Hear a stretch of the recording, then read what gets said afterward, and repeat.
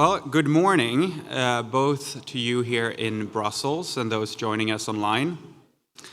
So normally at the summit, we have an MC starting the day and guiding you all throughout the program.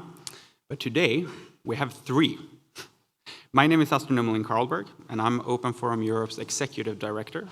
And I have the slightly megalomaniac task of starting off being the MC while giving the opening statements and moderating two panels. It's a little bit of a last-minute solution, but I hope you won't notice a thing. So my colleagues May and Sivan will be your guides on stage for the rest of the day. So really, don't worry, I will leave the stage quite early. But it's really heartwarming for us at OFE to see so many of you here in person and virtually. Because each year the summit grows, not just in attendance, but we feel in its significance.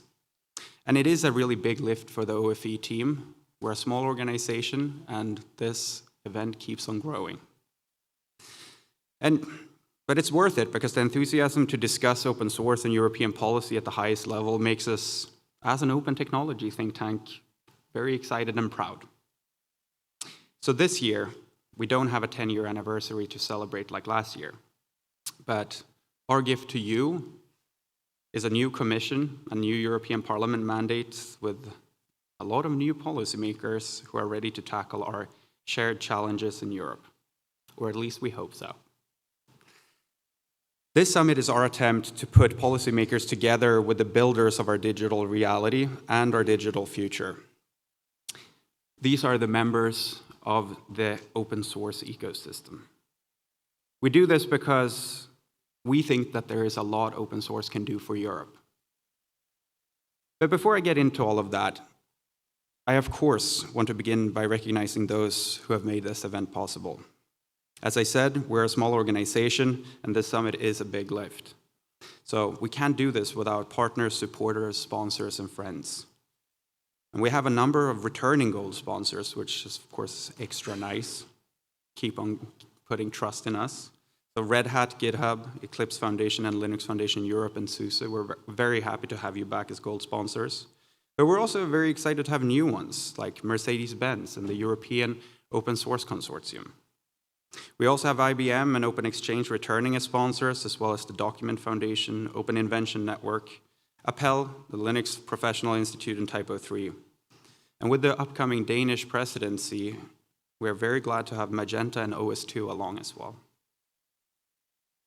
And I should also say, for all of you who get to stay here the entire day, Nextcloud is hosting the cocktail after the program is over. So make sure to find Frank Karliczek and his team and thank him during the day. And stay on, I'll have a little bit more time to hang out then as well. So last year, I had the pleasure of announcing that Mozilla and Matrix.org had joined OFE as supporters. And today I'm very happy to share that Proton and SUSE have also come on board for the long term. So this is really further strengthening our group of partners for the long term. It's getting, we're starting to build up the heft that I think open source policy in Brussels needs. But I also want to extend my gratitude to our long-standing partners, some of which have been with OFE for its 24-year history. And for all of you here today, we're very happy to be able to host so many of you in person.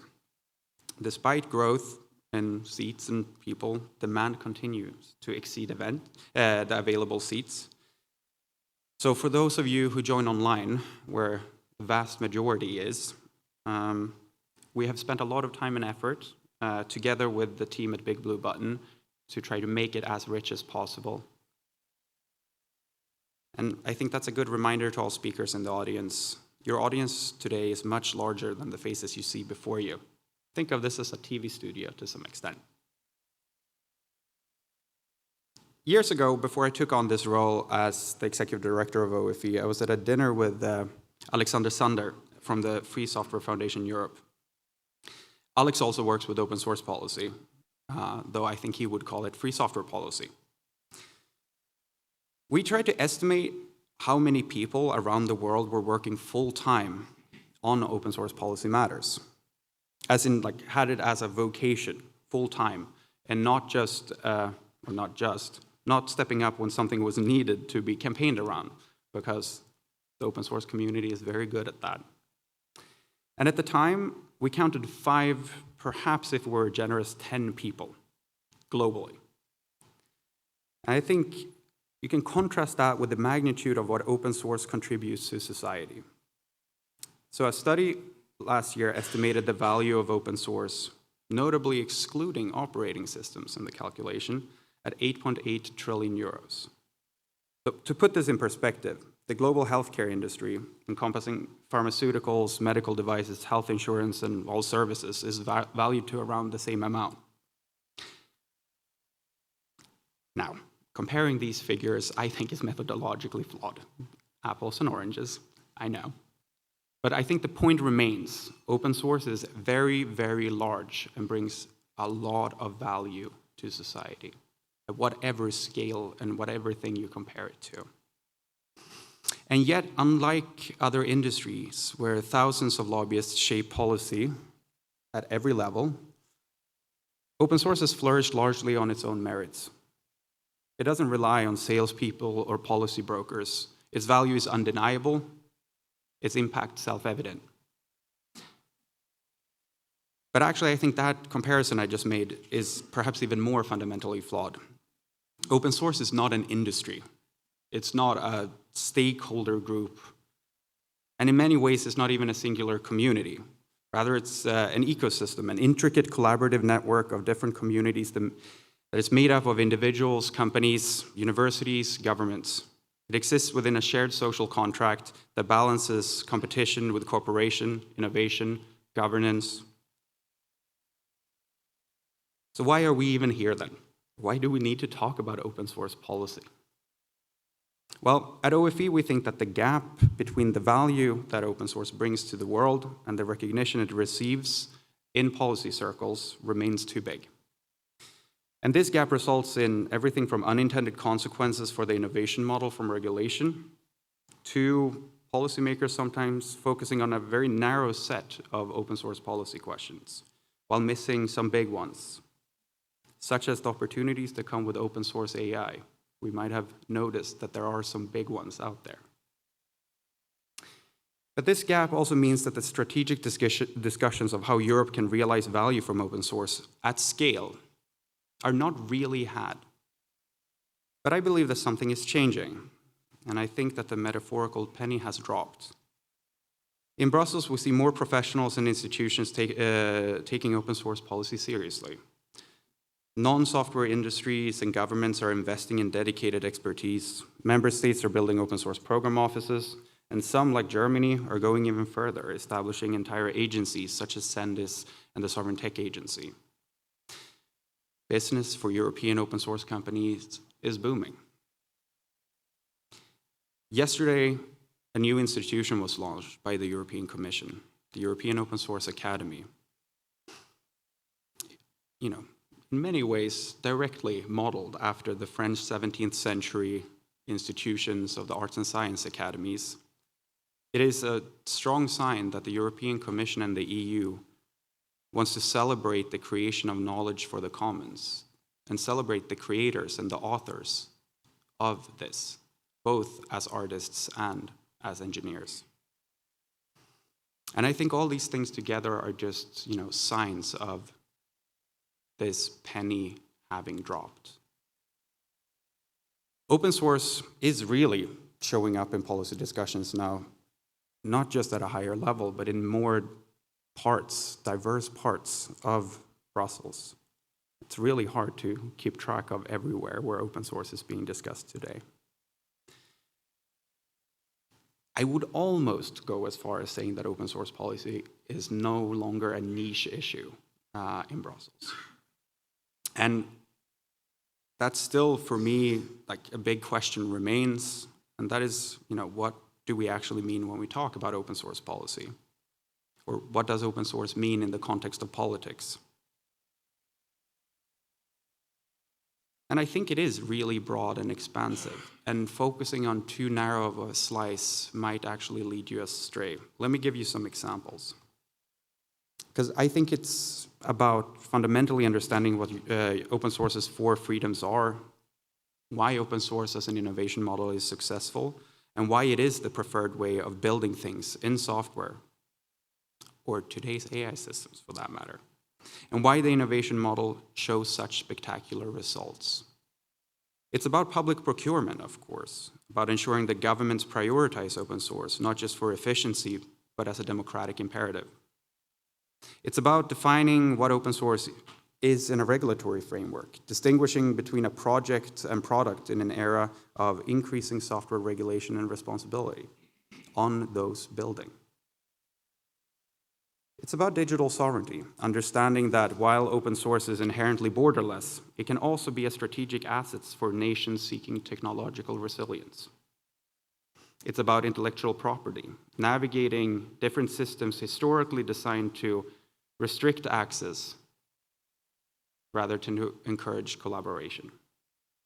It's about understanding how the existing institutions we built for the world of atoms interact with the world of bits. And it is, of course, today also about geopolitics, understanding how open source interacts with trade treaties, export controls, global security frameworks. As economic and political pressures escalate, how do we ensure that open source remain open, neutral, and sustainable resource for all, so we, as Europe, can maximize the amount of value we realize from it?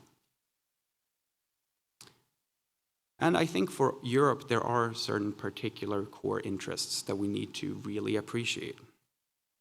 We in Europe need to understand that open source and open innovation is always in the interest of the challenger, especially in concentrated markets.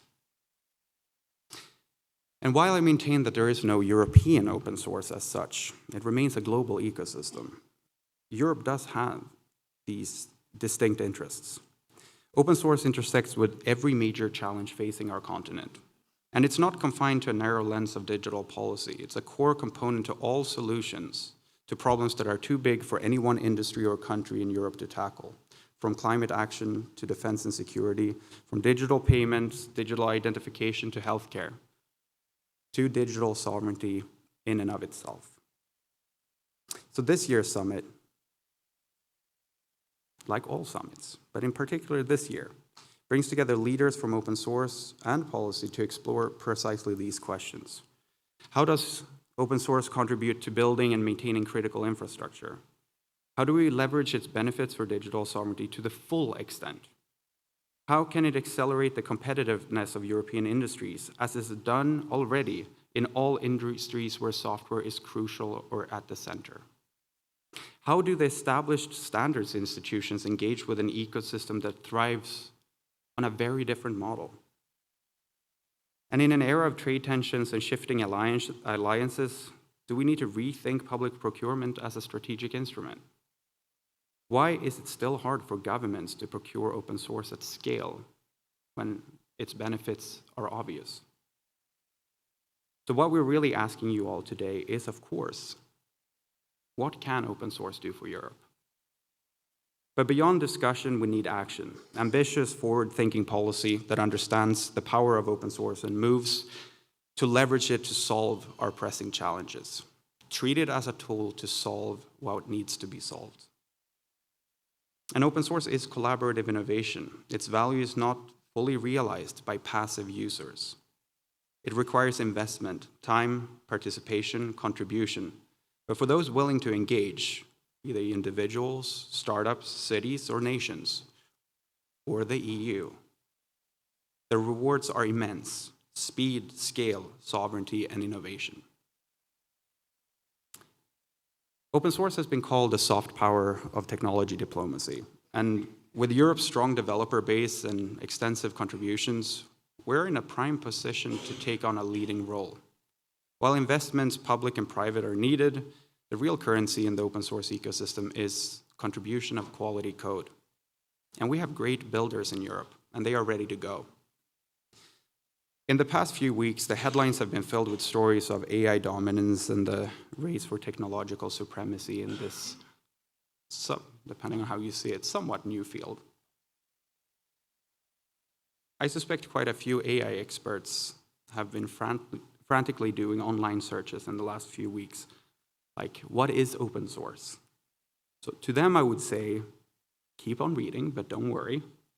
The European open source ecosystem is world-class, and many of its leaders are here today.